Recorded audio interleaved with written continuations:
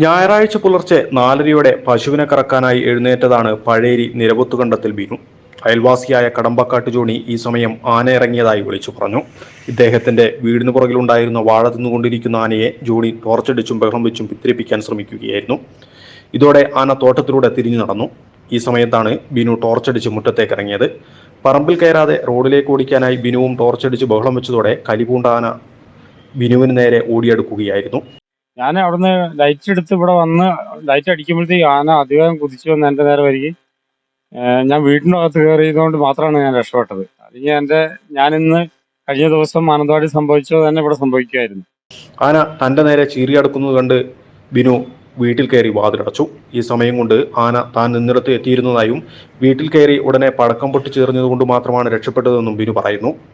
എന്തോ ഭാഗത്തിന് ഞാൻ അകത്ത് കയറിയോണ്ട് ആന തൊട്ടടുത്ത് വരെ വന്ന് എന്നെ നേരെ ചീറി വന്നിട്ട് ആന നമ്മൾ പടക്കം കത്തിച്ചിട്ടപ്പോൾ ആന തിരിഞ്ഞു കയറി പോകേണ്ടായി. ഇതേ അവസ്ഥയാണ് മിക്ക കർഷകരുടെയും. മുമ്പ് പുലർച്ചെ പാലളക്കാൻ പോയപ്പോൾ ജൂണിയെയും കാട്ടാന ഓടിച്ചതാണ്.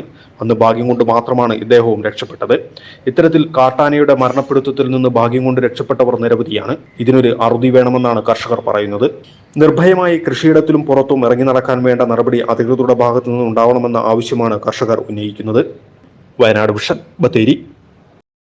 വയനാട് വിഷൻ വാർത്തകളും വിശേഷങ്ങളും അറിയാൻ തത്സമയ ദൃശ്യങ്ങൾ കാണാൻ വയനാട് വിഷൻ ഫേസ്ബുക്ക് ഫോളോ ചെയ്യുക.